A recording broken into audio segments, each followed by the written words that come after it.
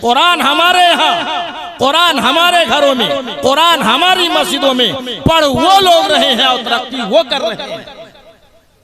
तो कुरान जो तुम्हें नुस्खे कीमिया दे रहा है, हमें वो लेना चाहिए। अफसोस होता है कि आज हमारा ये नौजवान ना आदाब से वाकिफ है, ना आदाब से वाकिफ है, न माँ बाप की इताअत व फरमा बरदारी से वाकिफ है। माँ बुलाती है बेटे को, बेटा गाली देते हुए निकल जाता है। बाप बुलाता है बेटे को, बाप की नाफरमानी करता हुआ निकल जाता है। और हालत तो ये है हजरत कि हमारे यहाँ कि जो वालिदैन भी हैं वो भी अपनी पूरी जिम्मेदारी पूरी नहीं करते।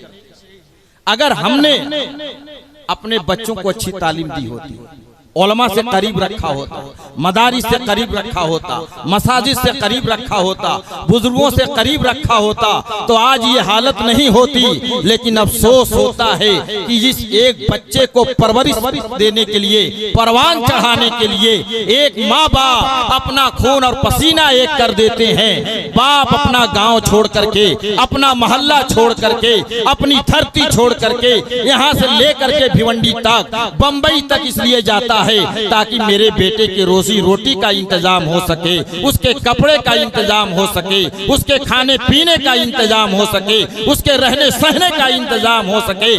बाप दर दर की ठोकरें खाता हुआ नजर आता है, तब कहीं जाकर के औलाद परवान चढ़ा करती है। लेकिन वही औलाद जब नौजवानी के दिलहीज पर कदम रखती है तो बाप की सारी मेहनत को भूल जाती है, उसकी मुशक्कतों को भूल जाती है, उसकी मेहनतों को भूल जाती है। याद रखो, आज इस दुनिया में तुमने अपने वालिदैन के साथ जो सलूक किया है, कल आने वाली तुम्हारी औलादें वही सलूक तुम्हारे साथ करेंगी। इसलिए कि दुनिया में जो बोगे आखिरत में वही काटोगे। आज हमारी ये कौम, हमारी ये जमात हर मैदान में पीछे है। एक हकीकत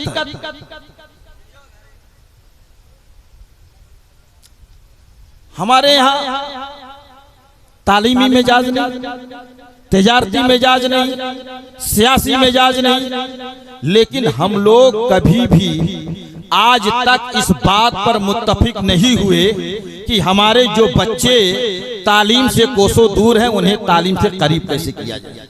और जब तक तालीम नहीं होगी उस वक्त तक ये आदाब से वाकिफ नहीं होंगे, डिसिप्लिन में नहीं आएंगे, कौमी धारे में नहीं आएंगे। मैं बड़ी जुर्रत के साथ ये कहना चाहता हूँ कि तुम इस मुल्क के बोझ बन करके न रहो, बल्कि इस मुल्क की जरूरत बन जाओ।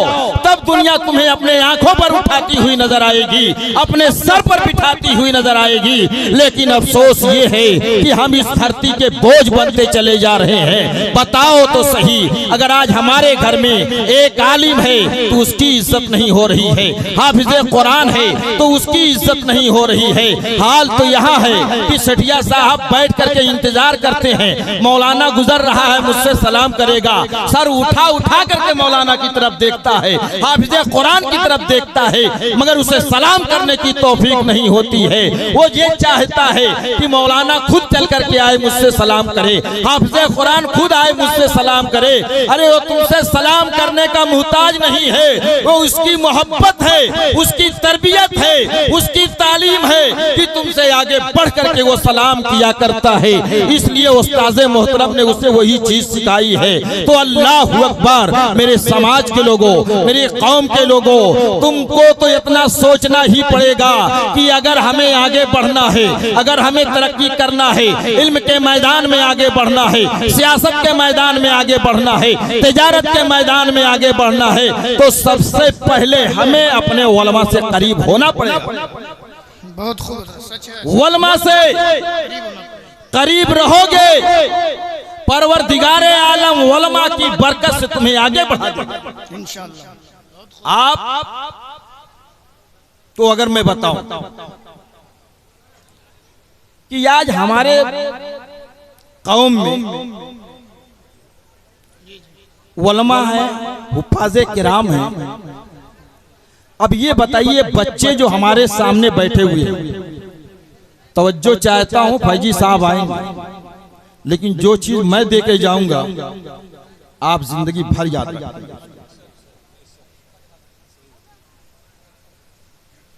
कि आज ये बच्चे, इनकी तरबियत का जिम्मेदार कौन है,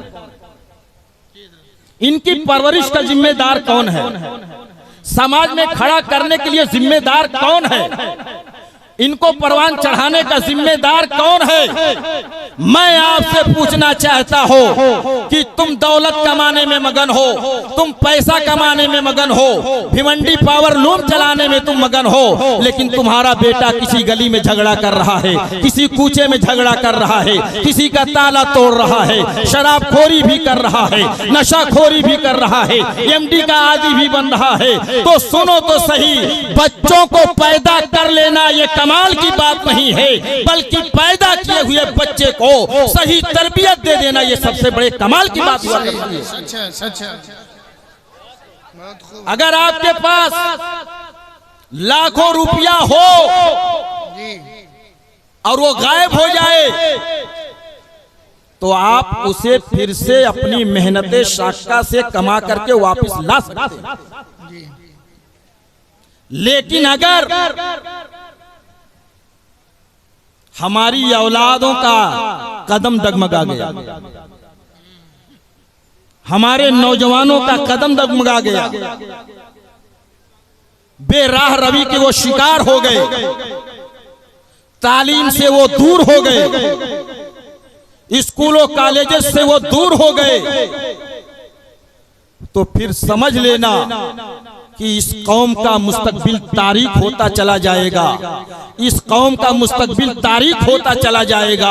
इसलिए अपनी अपनी औलादों को सबसे पहले इस तरीके से हमें तरबियत देनी होगी, जैसी तरबियत हज़रत सैयदना कुतुबुद्दीन बख्तियार काकी रहमतुल्लाह ताला अलैह की वालिदा माजिदा ने दिया था, उनके जैसा माओं को बनना पड़ेगा, हमारी बहनों को बनना पड़ेगा, हमारी बेटियों को बनना पड़ेगा।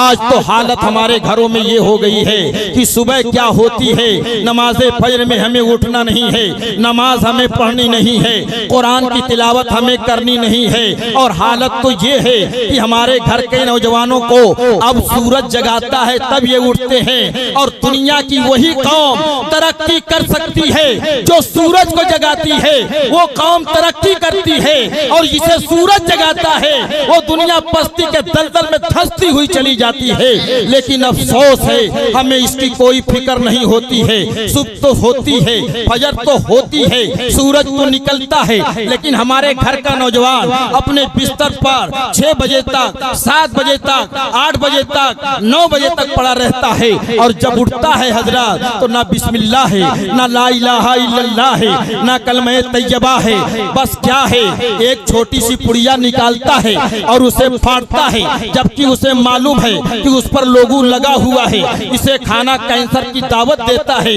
लेकिन वही गुटखा फाड़ेगा, वही पुकार फाड़ेगा और उसी को मुंह में डाल लेगा, और मुंह में डालने के बाद अपने दरवाजे पे आएगा, उसी दरवाजे पर जिस दरवाजे से अल्लाह के रहमत के फरिश्ते रिज़्क लेकर के आते हैं, उन्हीं दरवाजों पे आकर के वो थूक दिया करता है, गुटखा खा करके अपने दरवाजों को गंदा करता हुआ नजर आता है। तो जिस कौम का मिजाज ये बन जाए वो कौम कभी आगे नहीं बढ़ सकती है। हज़रत सैयदना कुतुबुद्दीन बख्तियार काकी रहमतुल्लाह ताला अलैह की वालिदा मोहतरमा को बड़ी फिक्र थी कि मेरा ये छोटा सा बच्चा है, ये थोड़ा बड़ा होगा, थोड़ा आगे बढ़ेगा, इसकी उम्र आगे जाएगी, मैं इसे हाफिज कुरान बना दूंगी। अल्लाहु अकबर। जब हज़रत कुतुबुद्दीन बख्तियार काकी रहमतुल्लाह ताला अलैह 5 साल की उम्र में पहुंचते हैं, वालिदा मोहतरमा ने ले जाकर के एक मकतब में एडमिशन करा दिया है, एक मकतब में दाखिला करा दिया है। देखो तो माँ कुतुबुद्दीन बख्तियार काकी रहमतुल्लाह ताला अलैह की कैसी थी। अल्लाहु अकबर। उनके दिल में सिर्फ एक ही तड़प थी, एक ही तमन्ना थी, एक ही आरज़ू थी, मेरा बेटा बने तो हाफिज कुरान बन जाए, मेरा बेटा बने तो आलिम दीन बन जाए, मेरा बेटा बने तो कारी कुरान बन जाए, मेरा बेटा बने तो मस्जिद का इमाम बन जाए, मेरा बेटा बने तो अल्लाहु अकबर की सदा बुलंद करने वाला बन जाए। माँ ने कारी साहब के पास ला करके रख दिया है।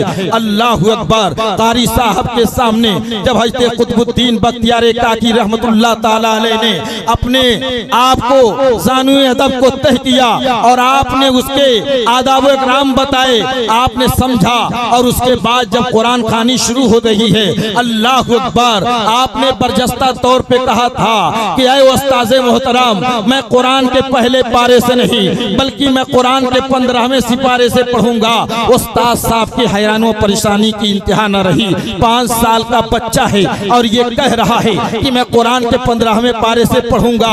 उनकी वालिदा मोहतरमा को बुलाया गया।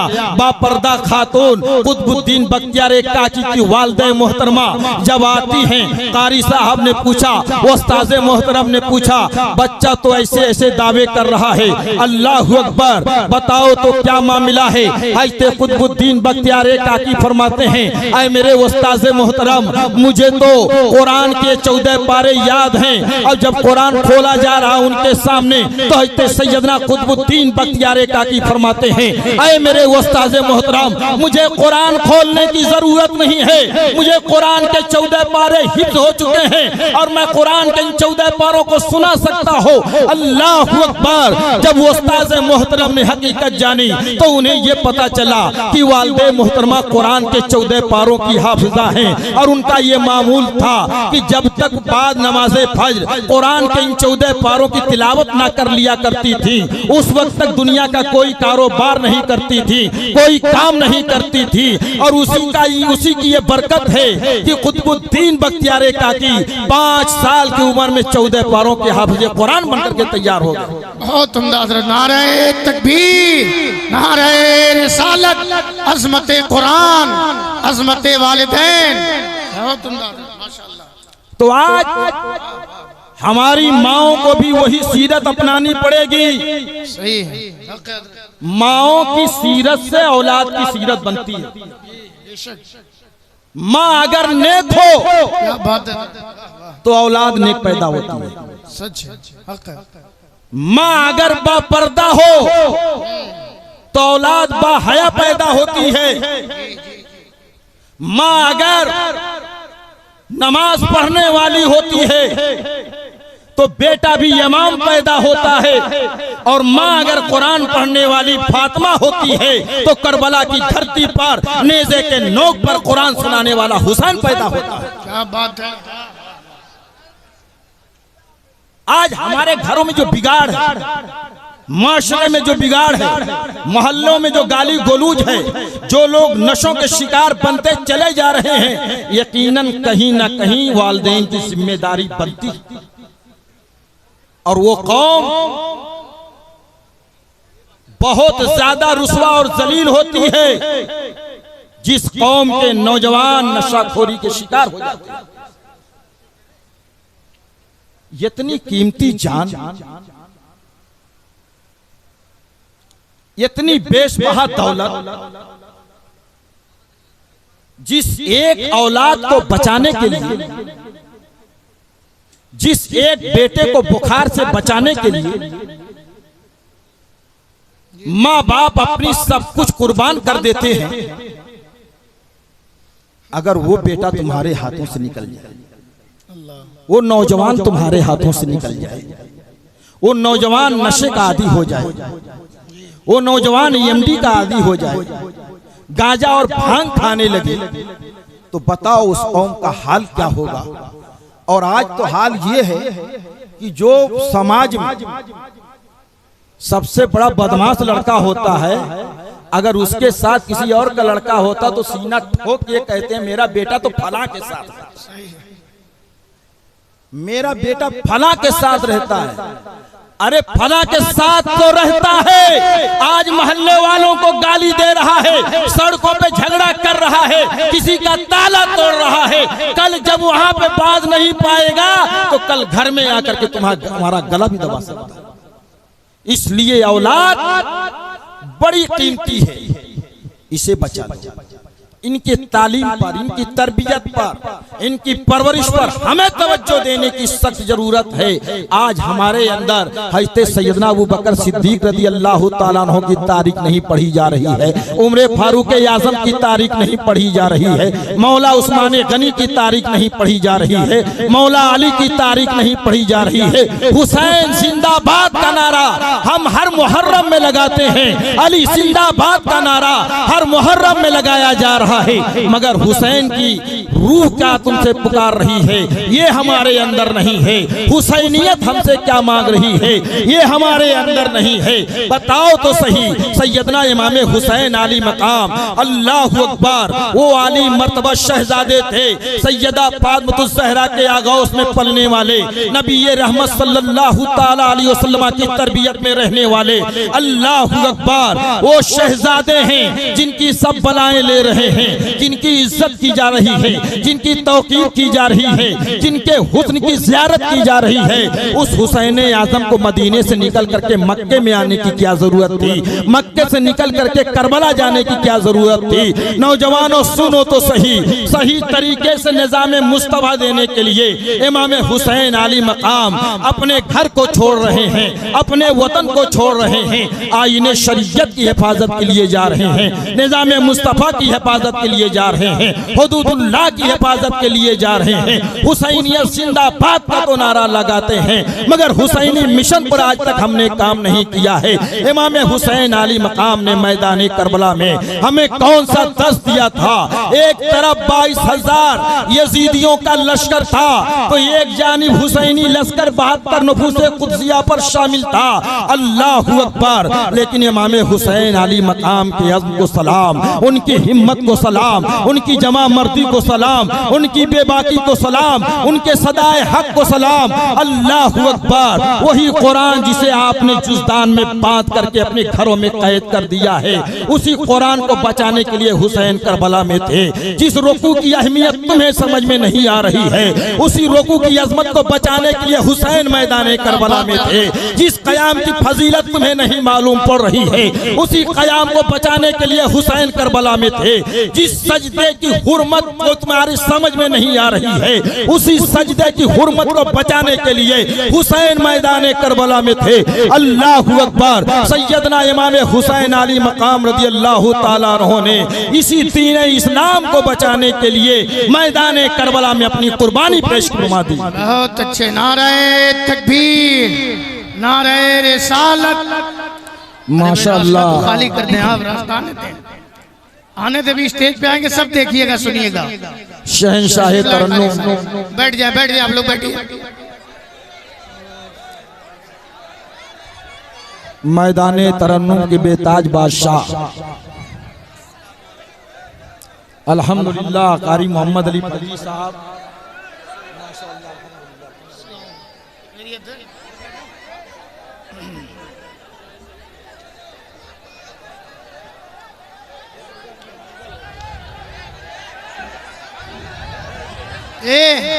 आप हजरात अपनी अपनी जगहों पर बैठ जाएं।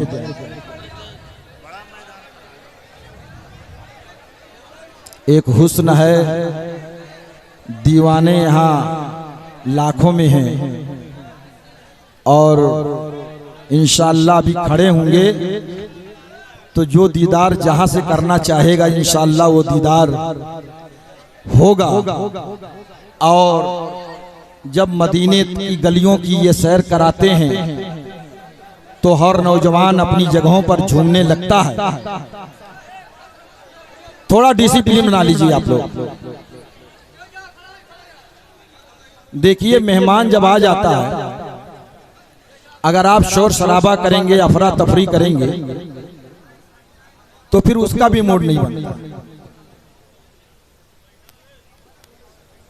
कुछ ऐसे सहसवार होते हैं जो हर मैदान में अपनी सवारी दौड़ा देते हैं, और उन्हीं में एक नाम है कारी मोहम्मद अली फैजी साहब। तो मैं ये अर्ज कर रहा था कि हमारी ये औलादें हमारे लिए बेशबहा दौलत है, बड़ी कीमती है ये जाने। और इन्हें संभाल करके रखना, तालीम और तरबियत के माहौल में इन्हें रखना, तिजारत के मैदान में इन्हें ले जाना, सियादत के मैदान में इन्हें ले जाना, क़यादत के मैदान में इन्हें ले जाना, ये हमारी ही जिम्मेदारी बनती है। आज 5 तक पढ़ा करके हम भिमंडी भेज देते हैं, ठेला लगवा देते हैं, सड़कों पर सब्जी बेचने के लिए लगा देते हैं। देखो तो सही, दुनिया की कौमें नित नई इजादात के जरिए आज दुनिया के सुपर पावर को घुटने टेकने पर मजबूर कर रही हैं। बुज़दिल कौम नहीं हो, तुम निडर हो, तुम बहादुर हो, अज़्म हौसले वाले हो। तुम्हें अपने मस्जिद की इमामत भी करनी है और अपने मुल्क की सरहदों पे खड़े होकर के मुल्क की हिफाजत भी करना तुम्हें सीखना पड़ेगा। बहुत खूब हज़रत, बहुत खूब, बहुत खूब। अगर सरहद की हिफाजत करनी हो, कौम की हिफाजत करनी हो, तो सबसे पहले से तो तंदुरुस्ती, जी जी जी, सेहत बनानी पड़ेगी। रूहानी तौर पे मोहम्मद अली फैजी साहब को देख करके और बाकी तो काजू और बादाम खा करके, मगर याद रखो, सुबह सवेरे अगर उठोगे, नमाज़े फज्र अदा करने का इरादा करके बिस्तर पर जाओगे, तब जाकर के आपके अंदर वो हुनर पैदा होगा, तब जाकर के आपके अंदर वो बेबाकी पैदा होगी, तब जाकर के तुम्हारे अंदर वो कुव्वत और ताकत पैदा होगी, जहां से तुम अपने कौम की भी दफा कर सकते हो, अपने मुल्क की भी दफा कर सकते हो, मुल्क की सरहदों की भी दफा कर सकते हो। इसलिए मुसलमानों, तुम्हें जहां दीनी तालीम में आगे बढ़ना है, वहीं पर असरी मैदान में भी तुम्हें आगे बढ़ना पड़ेगा, असरी तालीम भी तुम्हें हासिल करनी पड़ेगी। इसलिए आज मुल्क को जरूरत तुम्हारी तो जरूर है, लेकिन याद रखो, बोझ बन करके नहीं बल्कि जरूरत बनकर। बहुत खूब हज़रत, जी जी जी। तुम अपनी तारीख क्यों भूल गए? आजादी की लड़ाई में 1857 के गद्र में इस मुल्क को आजादी दिलाने वाला जिसने फतवा जिहाद जारी किया, वो किसी और का सपूत नहीं था, बल्कि तुम्हारी कौम का एक सपूत था। बेशक बेशक बेशक। पाकिस्तानियों के टैंक को तोड़ने वाला वो तुम्हारी तोक से पैदा होने वाला ही एक वीर और अब्दुल हमीद था। और आज के चैलेंजर्स के जमाने में अगर किसी ने मुल्क के दुश्मनों के सरों को नेगू किया है, सर नेगू किया है, वो कोई और नहीं, वो एपीजे अब्दुल कलाम थे। और इस मुल्क की अगर कोई रखवाली कर रहा है, वो मेरे ख्वाजा मोइनुद्दीन चिश्ती है। माशाल्लाह माशाल्लाह, क्या बात है हज़रत, वाह। उठो और बताओ कि हमारे दिल में अगर कौम का दर्द है तो हमारे मुल्क का भी दर्द है। और जब तक एक भी फर्जंदे इस्लाम जिंदा है इस सरजमीन पर, हमारे मुल्क को कोई आंख नहीं दिखा सकता। लेकिन होगा कब? जब 9 बजे सोकर उठोगे तब होगा, पुकार खाओगे तब होगा, एमडी के आदि बनोगे तब होगा, चर्च गाजा बांग जाके पियोगे गली गली में तब जाके होगा ये नहीं, बल्कि तुम्हें अपनी सेहत के साथ साथ जब तरबियत, तालीम, तिजारत के मैदान का प्लेटफॉर्म तुम्हें मिलेगा, अपने हुनर को इन मैदानों में तुम आजमाओगे, तरबियत के मैदान में, तिजारत के मैदान में, सियासत के मैदान में, तब जाकर के तुम अपने अंदर वो जौहर पैदा कर सकते हो। मुसलमानों, इतना बड़ा मजमा है, अगर इसमें 10 लोगों ने भी मेरी बात पे अमल कर लिया, हम लोग जो काम करते हैं बहुत ज्यादा हु हल्ला और शोर शराबा नहीं, और जो डिसिप्लिन हमारे अंदर है ना, ऐसी डिसिप्लिन अल्लाह किसी कौम को न दे। हजरत उनको समझ में भी नहीं आता, भाई चलो ठीक है जगह है तो बैठ जाइए। बहरहाल वक्त हो चुका है, मैं आपको यही पैगाम देने के लिए आया भी था कि आप तालीम के मैदान में, तिजारत के मैदान में और तरबियत के मैदान में प्रोग्रेस करें। और ये हमारे अकाबरीन नहीं बल्कि खुलफाए राशिदीन की जिंदगी से आप सीखिए।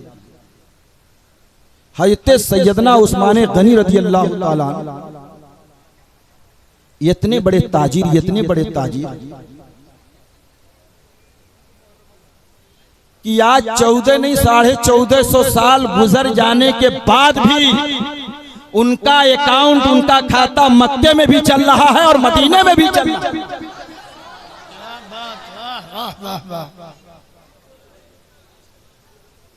और सेमी अकाउंट नहीं और करंट अकाउंट चल रहा है। और जो फंड उनके बनाए हुए माले तिजारत से आज गरीब, गुरबा, मसाकीन, जरूरतमंद मुसलमानों को मिल रहा है, आखिर उस मिशन पर चल करके हम काम क्यों नहीं करते? बेटा नौजवान है, माँ भीख मांगे, कितने शर्म की बात है। बेटा तंदुरुस्त तवाना है, बाप भीख मांगे, कितने शर्म की बात है।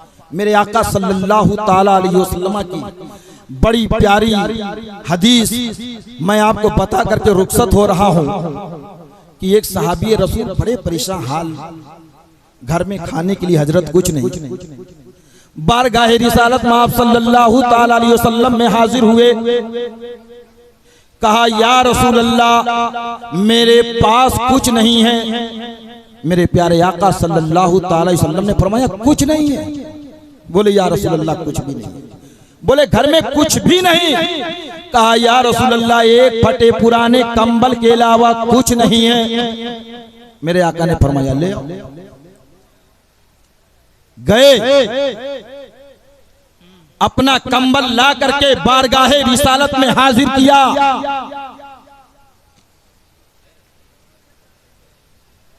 वाह रे मोहसिने इंसानियत, सहाबा के भरे मजमे में मेरे आका सल्लल्लाहु ताला अलैहि वसल्लम ने फरमाया कि बताओ ये कंबल कौन खरीदेगा? सहाबी रसूल या अल्लाह ये कंबल घर में था, शायद आज ये भी बिक जाएगा। एक सहाबी रसूल खड़े हुए, कहा या रसूल अल्लाह मैं इसे 1 दिरहम में खरीदता हूं। मेरे आका ने फरमाया आपको नहीं मिलेगा। दूसरे सहाबी रसूल खड़े हुए, कहा या रसूल अल्लाह मैं 2 दिरहम में खरीदता हूं। मेरे आका ने फरमाया हाँ तुम्हें मिलेगा। 2 दिरहम मेरे आका सल्लल्लाहु अलैहि वसल्लम ने लिया और उस सहाबी रसूल को दिया। कहा कि जाओ 1 दिरहम से एक कुल्हाड़ी खरीद करके लेके आओ और 1 दिरहम से अपने घर का अनाज राशन खरीद लो। और सहाबी रसूल से फरमाया था मेरे आका ने कि जाओ 8 दिन तक जंगल में लकड़ियां काटो और बाजार में जाकर के इसे फरोख्त करो। 8 दिन या 10 दिन की जो रवायतें हैं उसके बाद तुम मेरे पास आना। वो सहाबी रसूल ने सरे तस्लीम खम कर दिया, बारगाहे रिसालत से उठे, उन्होंने एक कुल्हाड़ी खरीदी, जंगल का रास्ता पकड़ लिया, लकड़ियां सुबह से शाम तक काटते, शाम को ला करके बाजार में फरोख्त कर देते। अल्लाह अकबर। जब 10वें दिन बारगाहे रिसालत में हाजिर हुए तो मेरे आका ने फरमाया ऐ मेरे सहाबी रसूल तुम्हारा क्या हाल है? कहा या रसूल अल्लाह खा पी करके 8 दिरहम बच चुके। और आज का क्या हाल है? एक तो धंधे से परेशान, और जब किसी बाबा के पास पहुंचे कहा बाबा बड़ी परेशानी है कुछ कर दो। तो बाबा कहता ठीक है जाओ 500 का जाफरान ले आओ, 300 का मुश्क ले आओ। एक तो बेचारा वैसे ही परेशान, एक परेशानी और आ जाती है। लाख मुसीबत हो, लाख परेशानी हो, अपने अंदर खुददारी पैदा करो, अपने अंदर आना पैदा करो। वो आना जो तामीरी हो, जिसमें तुम्हारा इरादा पक्का हो वो खुददारी तुम पैदा करो, इसलिए कि लेने वाला हाथ देने वाले हाथ से नीचे होता है। लेने वाला हाथ देने वाले हाथ से नीचे होता है। अपनी जिंदगी में भूखे रह जाओ मगर किसी के आगे दस्ते गदाई उस वक्त तक ना फैलाओ जब तक कि तुम्हारी जान पे ना बनाए। उठो मेरी कौम के लोगों, आगे बढ़ो, मेहनत करो, मैदान में उतरो, तालीम में अपने बच्चों को आगे बढ़ाओ, हाफिज़े कुरान बनाओ, आलिमे दीन बनाओ और 5वीं और 10वीं और 12वीं पे पास न करके IAS और PCS तक की तालीम दिलाओ। जब ये बनोगे तब तुम अपने मुल्क की खिदमत कर सकोगे, तब तुम समाज की खिदमत कर सकोगे, तब जाके तुम अपनी कौम की खिदमत कर सकोगे। इसलिए ये जो प्रोग्राम आज यहाँ रखा है कारी ज़ियाउद्दीन ज़िया इस्माइली साहब ने, मैं उनके हौसले को दाद देता हूँ, उनकी हिम्मत को सलाम करता हूँ कि ये कम एहसासे में रहने वाला ये बच्चा इतना हौसलेमंद है कि अपनी एक माँ की मोहब्बत में जो कब्र में वो आराम कर रही है, लेकिन उसकी याद में पूरा मजमा क्या हिंदुस्तान के दिल की धड़कन मोहम्मद अली फैजी को भी बुला लिया। तो अगर ये हुनर हमारे अंदर आ जाए, ये हौसला हमारे अंदर आ जाए तो कितनी अच्छी बात होगी। अल्लाह तबारका व तआला हम सबको तौफीक अता फरमाए कि हम अपने